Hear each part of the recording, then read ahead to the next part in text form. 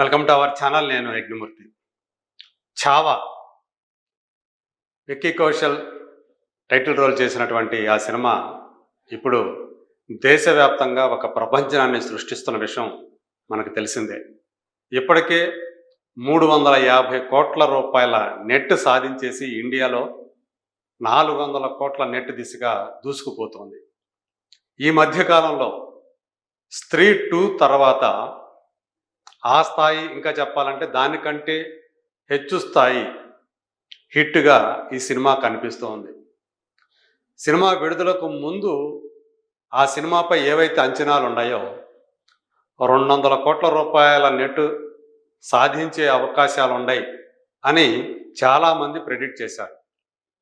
వాళ్ళ అంచనాల్ని తలకిందులు చేస్తూ ఊహాతీతంగా ఇప్పటికే 350 కోట్ల రూపాయల నెట్ సాధించడం అంటే ఆ సినిమాని జనం ఎంత బాగా ఆదరిస్తున్నారనేది మనం అర్థం చేసుకోవచ్చు.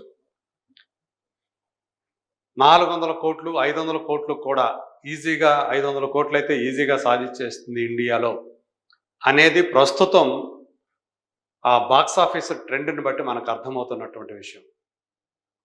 ఛత్రపతి శివాజీ కుమారుడు, పెద్ద కుమారుడు ఛత్రపతి సంభాజీ మహారాజ్ కథగా ఈ సినిమా మన ముందుకు వచ్చింది. మనం చరిత్రలో చదువుకోలేదు ఎప్పుడూ కూడా.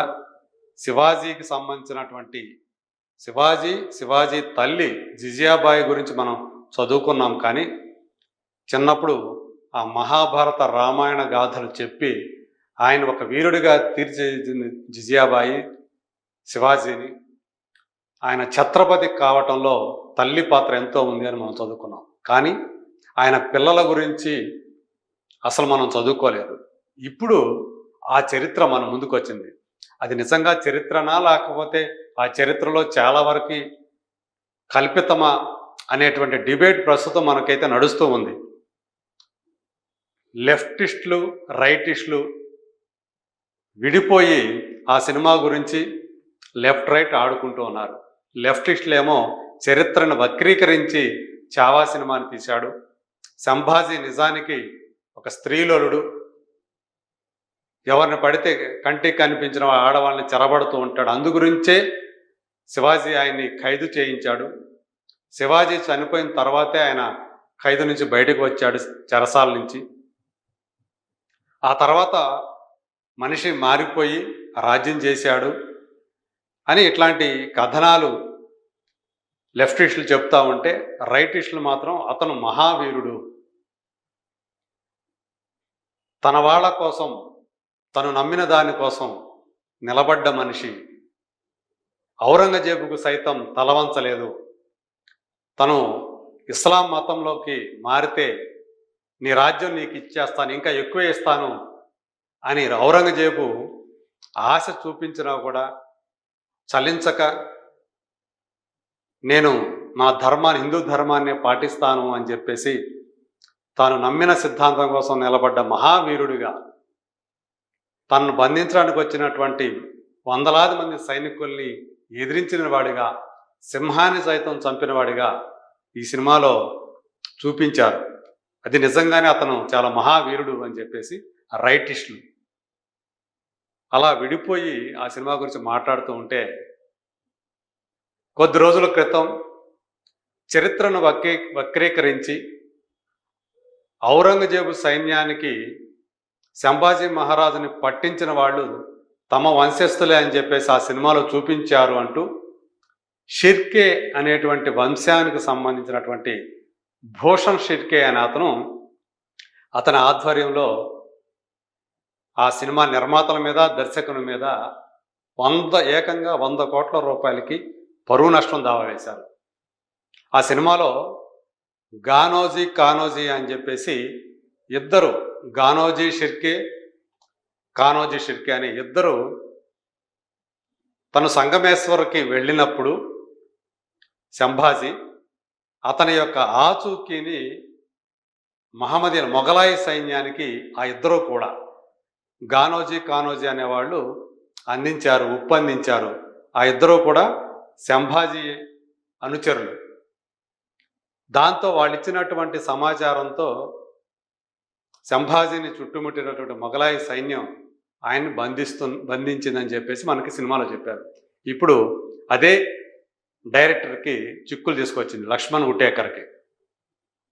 ఆ సినిమాని ఆద్యంతం కూడా ఉద్వేగభరితంగా ఉత్తేజభరితంగా తీయటంలో లక్ష్మణ్ ఉటేకర్ 100% సక్సెస్ అయ్యడంలో నో డౌట్. కానీ ఆ క్రమంలో శివాజీ సావంత్ అనే ఆయన రాసినటువంటి చావా అనే నవల ఆధారంగా ఈ సినిమా తీశానని ఆయన చెప్తూ ఉన్నాడు. కానీ అందులో చాలా వరకు చరిత్రలో లేని కల్పితాలే ఎక్కువ అని చెప్పేసి ఒక వర్గం వాదిస్తూ ఉంది. అలాగే సంభాజీ ఎలాంటి వాడు, అప్పటి సంభాజీ కాలంలో ఉన్నటువంటి వాళ్ళు రాసినటువంటి కొన్ని పుస్తకాల్లో ఉన్నటువంటి ఆధారాలను కూడా ప్రస్తావిస్తూ ఉన్నారు. అయితే ఇప్పుడు ఆ 100 కోట్ల పరువు నష్టం దావా మొత్తానికి డైరెక్టర్ లక్ష్మణ్ ఉటేకర్కి ఆ సెగ తగిలింది. ఇప్పుడు అతను వాళ్ళందరికీ కూడా, షిర్కే వంశస్థులందరికీ కూడా క్షమాపణ చెప్పాడు. సారీ, నేను ఉద్దేశపూర్వకంగా షిర్కే జాతిని తప్పుడుగా చూపించాలని నేను అనుకోలేదు. ఎందుకంటే నేను కేవలం పేర్లు మాత్రమే ప్రస్తావించాను, గానోజీ కానోజీ అని. వాళ్ళు షిర్కే వంశస్థులు అని చెప్పేసి నేను ఎక్కడా కూడా సినిమాలో చెప్పలేదు, లేదా ఫలానా గ్రామానికి సంబంధించిన వాళ్ళు వీళ్ళిద్దరూ అని కూడా నేను చెప్పలేదు. అయినప్పటికీ కూడా మీ మనోభావాలు కనుక దెబ్బతింటే మీకు నేను క్షమాపణ కోరుతూ ఉన్నాను.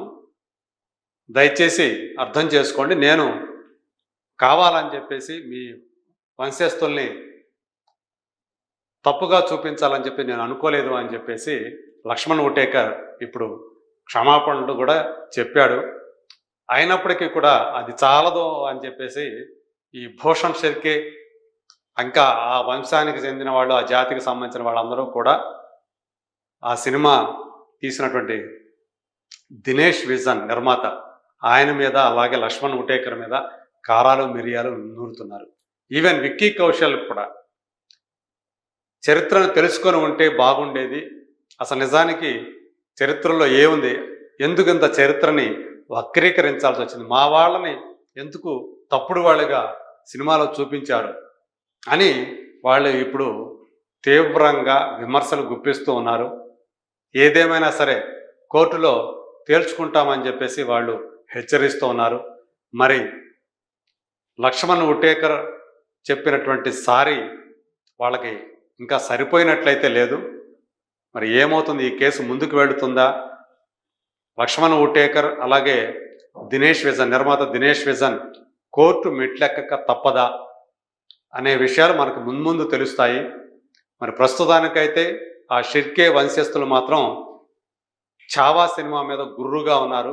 ఎందుకంటే దీనికి ముందే 1 సంవత్సరం క్రితం శివరాయంచ చావా అనే ఒక సినిమా వచ్చింది. మరి ఆ సినిమా ఇంత వివాదాస్పదమైనట్టు కనిపించలేదు. మేబీ ఆ సినిమా హిట్ కాకపోవడం వల్ల బాక్సాఫీస్ దగ్గర, అది కేవలం మరాఠా రీజియన్లో మాత్రం విడుదలవటం వల్ల, అది మరాఠీ సినిమా కావటం వల్ల అది ఇంత వివాదాస్పదమైనట్టు కనిపించలేదు. ఇది box office bonanza, box office block buster అని అందరూ కూడా కొనియాడుతున్న సందర్భంలో, కలెక్షన్ల వర్షం కురిపిస్తున్నటువంటి నేపథ్యంలో ఇప్పుడు ఈ వివాదం తెర మీదకి వచ్చింది. ఇది సద్దుమణుగుతుందా లేకపోతే ఇంకా పెరిగి పెద్దదవుతుందా? ఎందుకంటే వాళ్ళు మేము నిరసనలు తెలియజేస్తాం, ధర్నాలు చేస్తామని కూడా హెచ్చరిస్తూ ఉన్నారు.